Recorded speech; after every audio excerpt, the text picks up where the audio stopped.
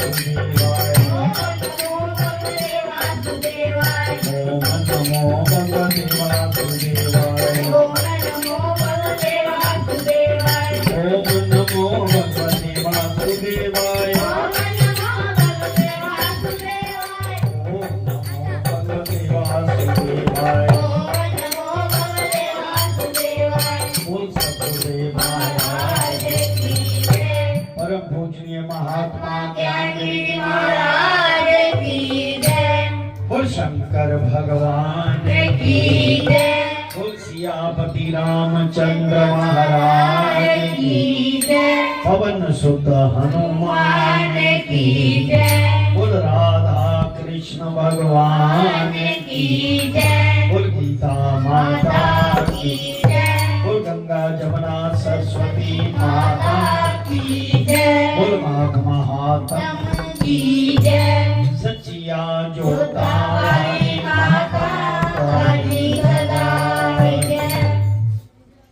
गुरु रूप शासक जी,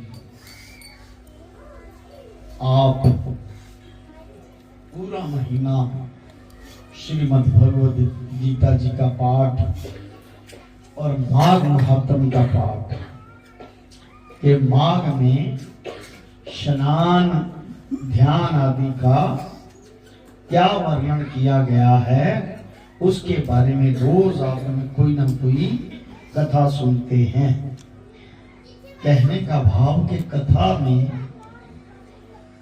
जो भाव है कि स्नान मात्र से वो ब्राह्मण केवल का मुक्त हुआ, स्नान मात्र से। लेकिन जब तक दिल में ये ख्वाहिश नहीं जागी कि मेरा मोक्ष हो, तब तक नहीं। स्नान करके आप पवित्र हो जाओगे, निष्पाप हो जाओगे, ये सब बिल्कुल सही, क्योंकि शास्त्र कभी गलत नहीं लिखता। अगर भाव ये बन जाए कि मेरा कल्याण हो, हे ईश्वर मुझे अपनी शरण में लेना, मैं आपकी भक्ति करके आपके चरणों में वास करूं, तो वो भी पूरी हो जाएगी आस। तो आइए बड़े प्यार से 25वां अध्याय है। उससे पहले काफी प्रेमियों का मुझे नाम तो याद नहीं, लेकिन चेहरे से सभी याद हैं। काफी व्यंत माया लंगर और जो चीजें जो वस्तुएं हमारे परसों वीरवार वाले दिन आखिरी दिन 12 तारीख को जो पाठ का भोग पड़ना है, उसमें सारा यज्ञ की आहुति जो आप डाल रहे हैं अन्न द्वारा, और वो आर्थिक सहायता द्वारा, धन और अन्न द्वारा जो आप आहुति डाल रहे हैं, माघ महीने में इसका विशेष महत्व है। माघ महीने में बोल सतगुरुदेव महाराज की जय। आइए बड़े प्यार से सुने। पिशाच कहने लगा कि हे मुनि, केरल देश का एक ब्राह्मण किस प्रकार मुक्त हुआ, ये कथा विस्तार को लिखी। देवदूति कहने लगा, केरल देश में वासु नाम वाला एक वेद पारंगत ब्राह्मण था। उसके बंधुओं ने उसकी भूमि छीन ली थी। बहन भाइयों ने, जितने भी उसके थे रिश्तेदार बहन भाई, उसकी जायदाद पर कब्जा कर लिया, उसे छीन लिया, जिससे वह निर्धन और दुखी होकर अपनी जन्मभूमि त्याग कर देश देश में घूमता किसी व्याधि ग्रस्त होकर उसकी मृत्यु, यानी कि दुखी अवस्था में भूखा प्यासा वो ब्राह्मण जगह जगह पर घूमता और घूमते घूमते एक बार उसके प्राण निकल गए। उसका कोई बंधन ना होने से, यानी कि कोई रिश्तेदार को क्रिया कर्म ना करने से उसकी औदर्व देहिक क्रिया नहीं हुई और ना ही उसकी दाह क्रिया हुई, दाह संस्कार भी नहीं किया। इस प्रकार क्रिया के लोभ होने से निर्जन वन में प्रेत होकर चिरकाल तक फिरता रहा। वो शंकर भगवान चिरकाल तक वो फिरता रहा, यानी कि उसका संस्कार भी नहीं किया। संस्कार बड़ा क्यों करते हैं पता है? वो सतगुरुदेव महाराज की ये जो देह में से आत्मा निकल गई है ना, देह जिस्म लेती है, आत्मा जिस्म धारण करती है। इसको ज्यादा देर रखने से कहीं फिर वो पुनः आत्मा प्रवेश करने के बारे में सोचती रहती है, इसलिए कोई और आत्मा इसमें ना प्रवेश कर जाए और उत्तम नाम जाए, इसलिए उसका संस्कार किया जाता है। हिंदू धर्म रीति रिवाज के कहते ना ही उसकी कोई दाह क्रिया। इस प्रकार क्रिया के लोप होने से निर्जन मन में प्रेत होकर चिरकाल तक फिरता रहा।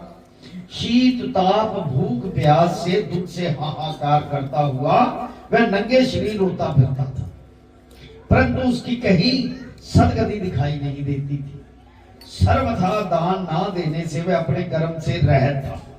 लोमल जी बोले, प्रेत ये वचन सुनकर कहने लगा कि मेरा ऐसा होने का कारण सुनो। मैंने कभी ब्राह्मणों को दान नहीं दिया, अत्यंत लोभी था, क्रियाहीन था, दूसरे के अन्न से पलने वाला और अकेला मिठाई खाने वाला। मैंने कभी किसी को भिक्षा भी नहीं दी, ना दूसरे के दुख से दुखी हुआ। प्यासे प्राणियों को मैंने कभी जल नहीं पिलाया। मैंने कभी छाता जूता दान नहीं किया, ना किसी का को जल का पात्र पान या औषधि किसी अतिथि को ठहराकर उसका सत्कार भी नहीं किया। अब देखिए ये सारी वस्तुएं आप तप चाहे करो या ना करो, अगर ऐसा ही करते रहो, किसी धर्म स्थान में जाके माथा टेके उसमें जो यथाशक्ति आपका बनता है, जैसे अन्नदान कर रहे हो, किसी दुखी को दुख ना दो, उसे देखकर दुखी को उसका साथ बना दो, उसके साथ हमदर्दी करो। कोई रोगी हो, बीमार हो, उसे पानी का गिलास कम से कम पिलाओ, उसकी सेवा कर लो। अगर आप जानते हो कि वो बीमार है, उसका कोई सहारा नहीं, यानी कि ऐसा कुछ नहीं किया। और ऐसे कर्मों से कल्याण होता है, चाहे भक्ति कम हो जाए, पर ये कर्म से आपका कल्याण होगा। बोल शंकर भगवान की। कभी कोई व्रत करके शरीर को मैंने सुखवाया भी नहीं, ना किसी प्राणी को मैंने बंधन से छुड़ाया, ना ही मैंने बड़ या पीपल का कभी वृक्ष लगाया। मैं 7 मास आदि में कभी ठंडा जल भी नहीं किसी को पिलाया। मेरा पूर्व जन्म सब बुरे कामों में व्यतीत हुआ।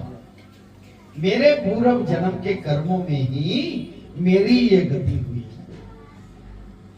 तथा जंतुओं के खाने से गिरे हुए फल, वृक्षों पर लगे हुए सुंदर फल और झरने का सुंदर जल सब ही मिलते हैं, परंतु देव इच्छा से मैं कुछ खा नहीं सकता। अब देखो, उसको याद है कि पिछले जन्म के मेरे बुरे कर्मों के कारण मुझे ये दुर्गति प्राप्त हुई। कहने का मतलब कि बुरे कर्म का फल जरूर मिलता है, चाहे कुछ भी, इसलिए बुरे कर्म त्याग दो। बुरे कर्म त्यागने से, ईश्वर के शरण जाने से सारे के सारे कर्मों का नाश हो जाता है, बुरे कर्मों का। इस वन में व्याघ्र भेड़िए से बचा हुआ मांस तथा जंतुओं के खाने से गिरे हुए फल, वृक्षों पर लगे हुए सुंदर फल तथा झरने का सुंदर जल सब ही मिलते हैं, पर देव इच्छा से मैं कोई खा नहीं सकता। सर्प की तरह केवल उपावन भक्षण करके व्यतीत करता हूं, यानी कि सुगंधी हवा ऐसे लेकर व्यतीत करता हूं। बल बुद्धि मंत्र पुरुषार्थ से मनुष्य अलभ्य वस्तु को प्राप्त नहीं करता। लाभ हानि सुख दुख विवाह मृत्यु जीवन भोग रोग और वियोग में केवल भाग्य ही कारण होता है। आपको जो सुख दुख मिल रहा है,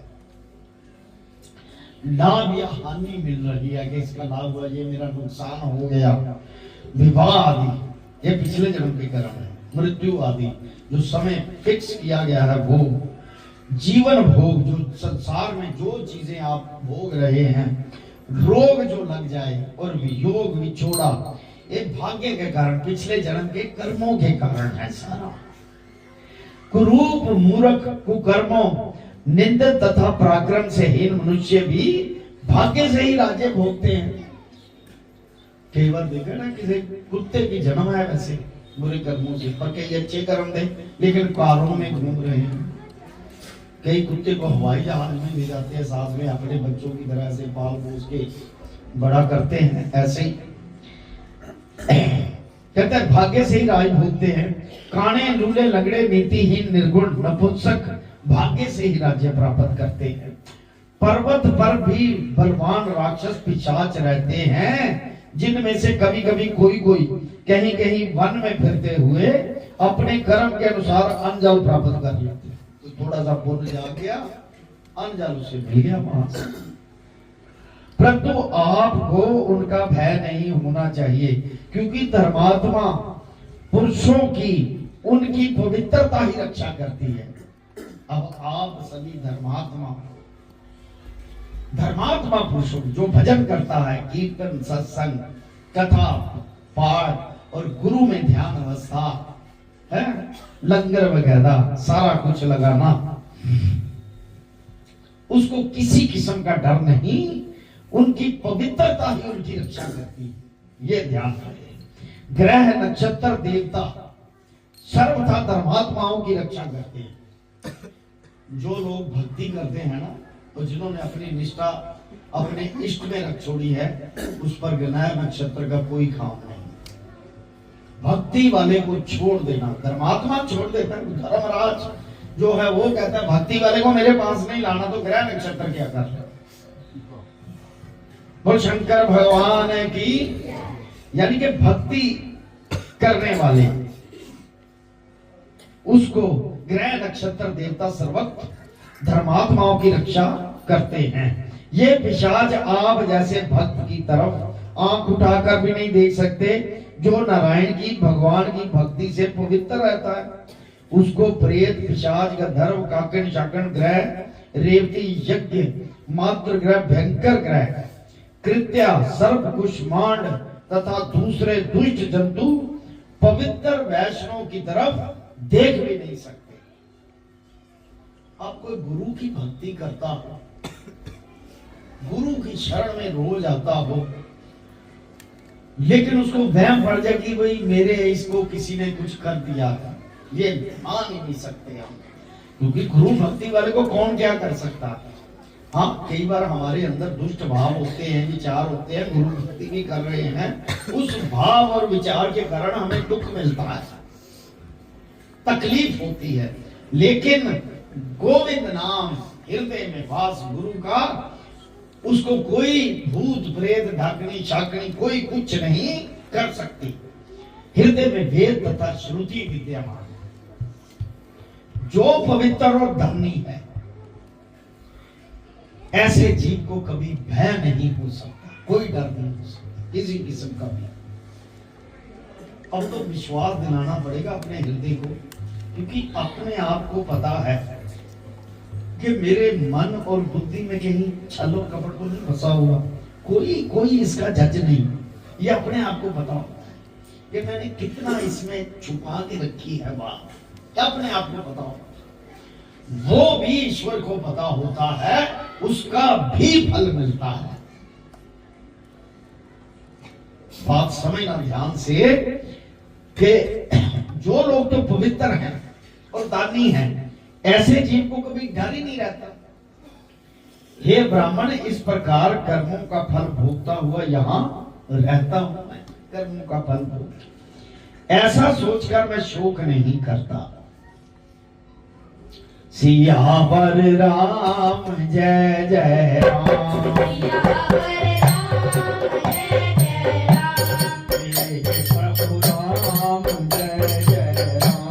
मेरे प्रभु राम जय जय राम। मेरे श्री राम जय जय राम। मेरे श्री राम जय जय राम। करो कल्याण सीताराम। करो कल्याण सीताराम। बोल सतगुरुदेव महाराज की जय। एक बार मैं जवालिनी नदी के किनारे, जमवालिनी नदी के किनारे पर गया था। वहां पर घूमते हुए मैंने सारस के वचनों को सुना था। बोल सतगुरुदेव महाराज की जय। बाकी कथा सुबह सुबह इस पाठ का भी माघ महात्म का भी भूम पड़ जाएगा। शाम को एक आधी कथा हो जाएगी कल, और परसों सुबह होगी। उसके बाद रात को कीर्तन जैसे आज कर रहे हो। हाँ, कीर्तन ही 2 दिन कर लो, कथा को छोड़ो। कथा तो संपूर्ण है। हाँ, जो संगत भजन करना चाहती करो। जैसे आज हमारी बच्ची, उसको देखो लिप लग जाए जब, ऐसे ही नृत्य करके कीर्तन करके उससे भी काम बन जाता है। बोल सतगुरुदेव महाराज की जय। ओम नमो शिवाय, हरि ओम नमो शिवाय।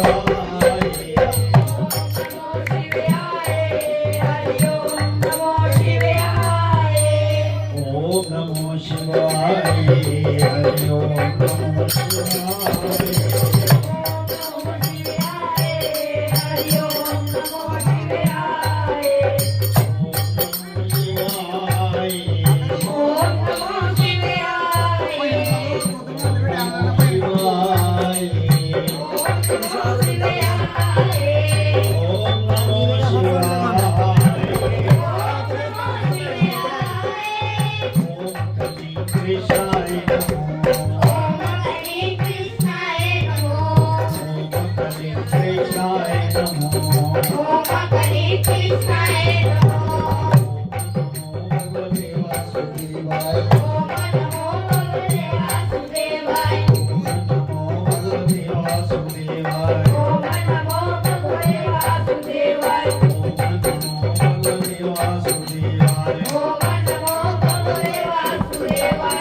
शंकर भगवान की जय।